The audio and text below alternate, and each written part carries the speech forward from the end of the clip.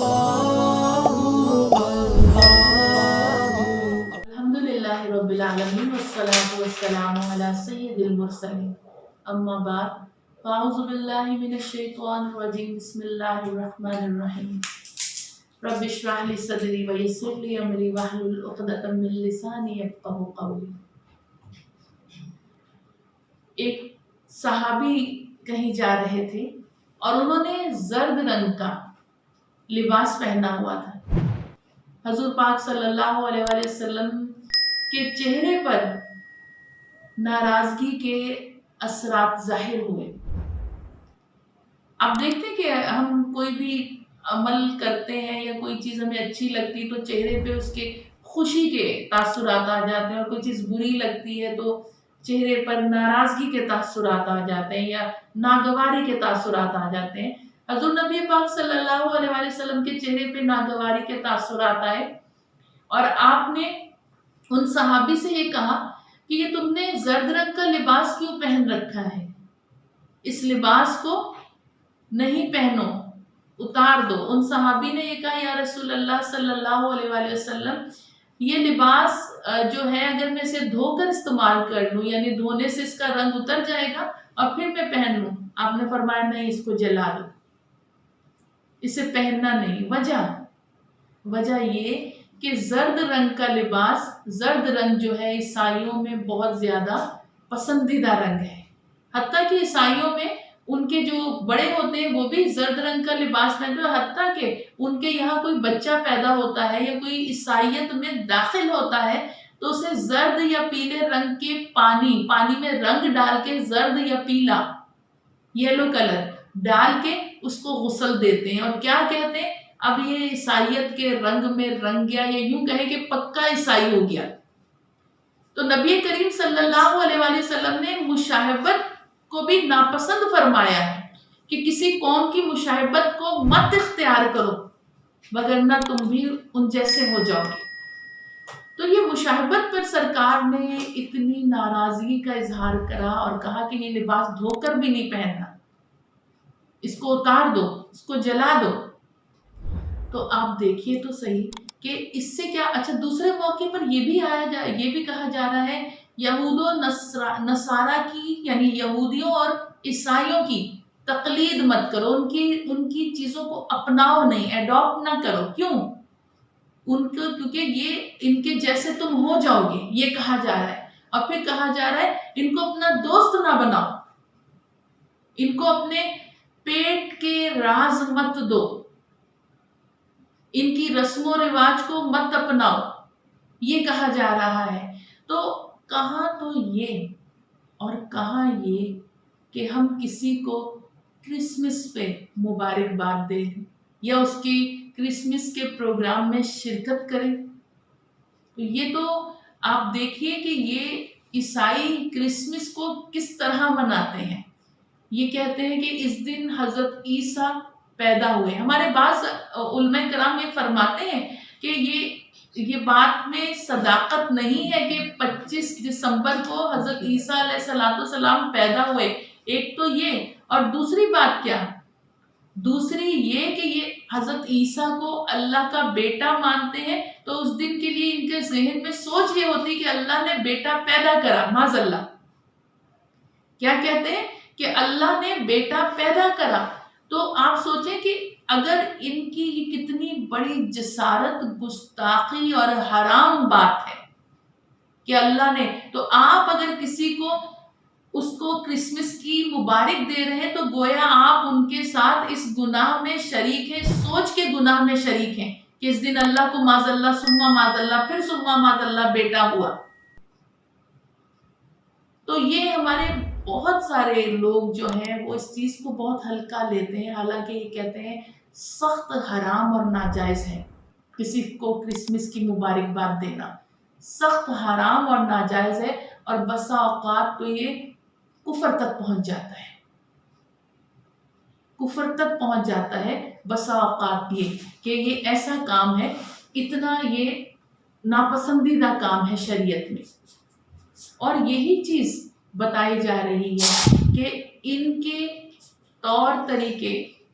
जो हैं وہ مخالف ہیں اسلام کے،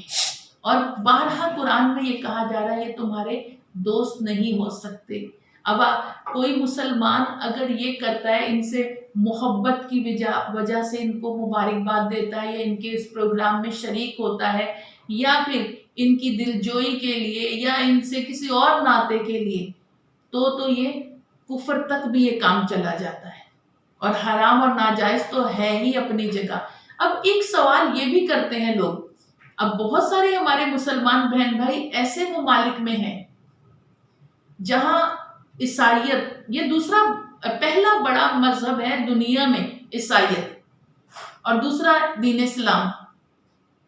اب بس اوقات ہمارے بہن بھائی ایسے ممالک میں بھی رہتے ہیں کہ جہاں عیسائی حکومت ہے اور عیسائیت بہت زیادہ ہے، کہتے ہیں کہ جی ہم نہیں کریں گے تو وہ ہم سے ناراض ہو جائیں گے، ہم نہیں ان کے پروگرامز میں شریک ہوں گے تو وہ ہم سے ناراض ہو جائیں گے، ہم یہ نہیں کریں گے تو وہ ہم سے ناراض ہو جائیں گے۔ سب سے پہلے تو بات یہ ہے، اس بات کو سمجھیے کہ اللہ پاک نے ہمیں بڑی نعمتیں عطا فرمائی، اسلامی مملکت عطا فرمائے، اور رزق روزی اللہ تعالیٰ ہر جگہ، اللہ کا وعدہ ہے تم کہیں بھی ہوگے تمہیں رزق ملے گا، تم جنگلوں میں ہوگے، پہاڑوں میں ہوگے، تمہیں رزق ملے گا۔ ایسے موقع پر اگر آپ کسی ایسے ادارے سے یا ایسے انسٹیٹیوٹ سے وابستہ ہیں جو غیر اسلامی، یا ہم یوں کہیں کہ دارالکفر میں ہے، غیر اسلامی مملکت میں ہے، ایسے موقع پر بھی دل میں اگر مجبوراً شرکت کرنی پڑ جائے، ان لوگوں کے لیے جو غیر ممالک میں رہتے ہیں، شرکت کرنی پڑ جائے تو بھی ناپسندیدہ ہے وہ شرکت کرنا،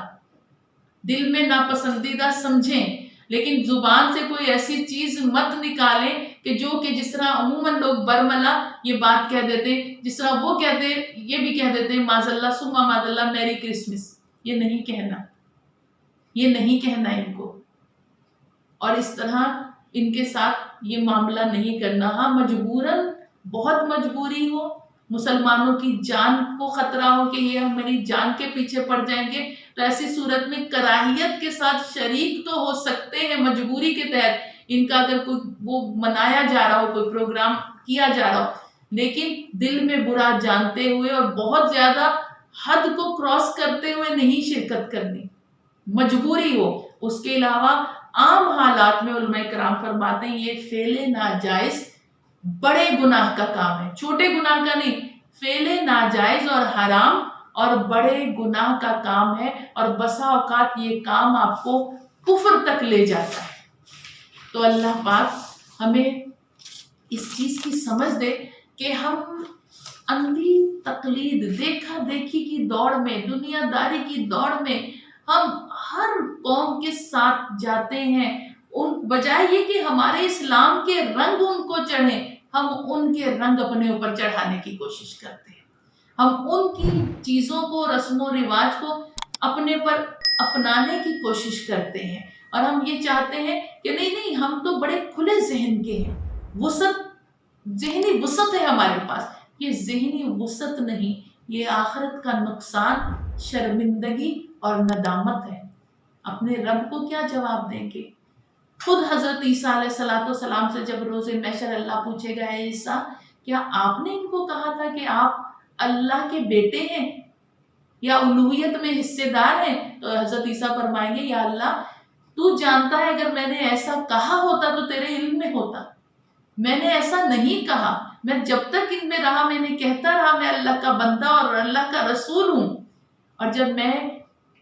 وہاں سے آ گیا تو اس کے بعد تو بہترین جاننے والا ہے، تو جانتا ہے کہ میں نے انہیں ایسا کچھ بھی نہیں کہا تھا۔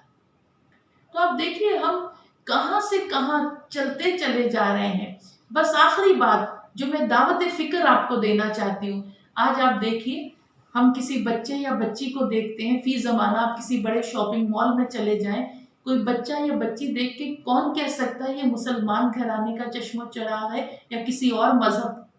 والے گھرانے کا بیٹا یا بیٹی ہے؟ آج ہمارے حلیے ہم اتنا انوالو ہو گئے ان کی اس میں کلچر میں کہ آج ہم اپنے بچوں کے، اپنی نسلوں کے حلیوں سے اندازہ نہیں لگا سکتے کہ یہ بچہ یا بچی مسلمان گھرانے کی بیٹی یا بیٹا ہے یا کسی کافر مشرک اہل کتاب یا بے دین گھرانے کا بیٹا یا بیٹی۔ اللہ ہمیں سمجھ عطا فرمائے اور اللہ پاک ہم پر، ہماری نسلوں پر اپنا رحم اور اپنا فضل و کرم فرمائے، تاکہ ہم ان کی جکڑنوں اور بندشوں سے آزاد ہوں جو ان کی رسوم و رواج ہے۔ وآخر دعوانا ان الحمد للہ رب العالمین وصدق اللہ العظیم۔